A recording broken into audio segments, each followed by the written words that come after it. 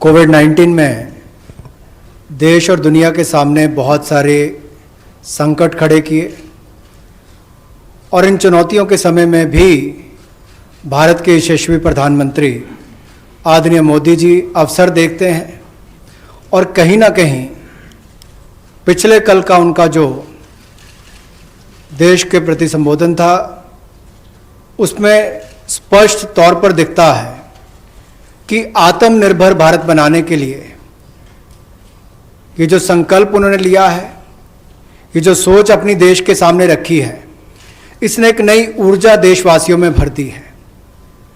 जहां अपने घरों तक सीमित थे लोग, आज वो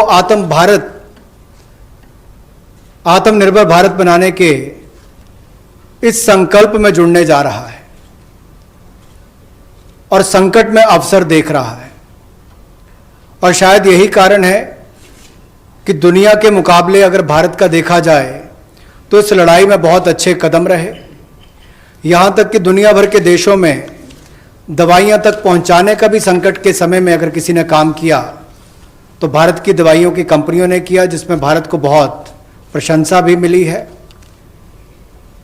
यही नहीं, सबसे पहले कोविड-19 को चलते मोदी सरकार ने जो पहला कदम उठाया वो प्रधानमंत्री गरीब कल्याण योजना के रूप में लेकर आए कि देश के गरीब को भूखा ना रहना पड़े, उसको कोई दुख तकलीफ ना हो। और 1,70,000 करोड़ का ये पैकेज माननीय वित्त मंत्री जी ने आप सबके सामने रखा था। और यही नहीं, कंप्लायंस की कोई दिक्कत ना हो कि आपको कानूनी तौर पर वैधानिक रूप से कोई जो नियमों का पालन कर रहा है उसमें आप रह ना जाएं, तो उसकी भी छूट 3 महीने का मॉरेटोरियम पीरियड आपको दिया गया। फिर आरबीआई के माध्यम से भी घोषणाएं हुई जिसमें लिक्विडिटी का फायदा आप सबको मिला, देश के करोड़ों लोगों को।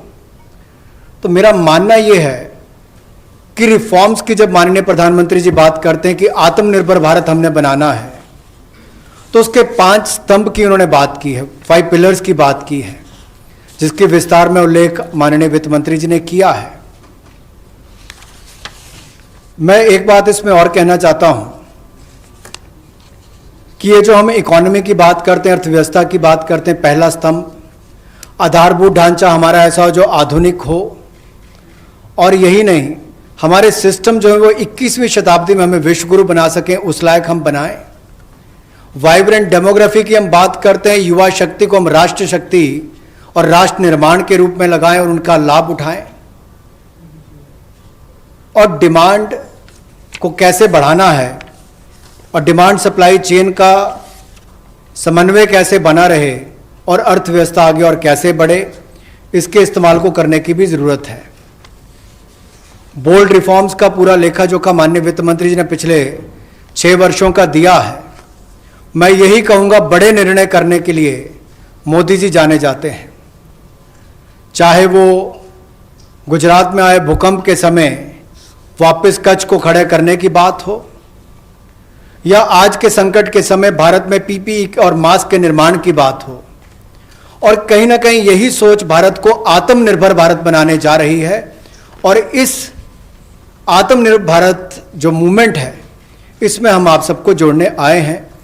20 लाख करोड़ का ऐतिहासिक पैकेज माननीय मोदी जी ने पिछले कल घोषणा की है और प्रधानमंत्री जी ने हमें निर्देश दिया है कि प्रतिदिन अलग अलग सेक्टर्स को लेकर आप सबके बीच में आकर इसके विस्तार में हम लोग जानकारी दें। तो माननीय वित्त मंत्री जी आपको अगली जानकारी देंगे कि आज किस सेक्टर को लेकर हम आप सबके बीच में आए हैं।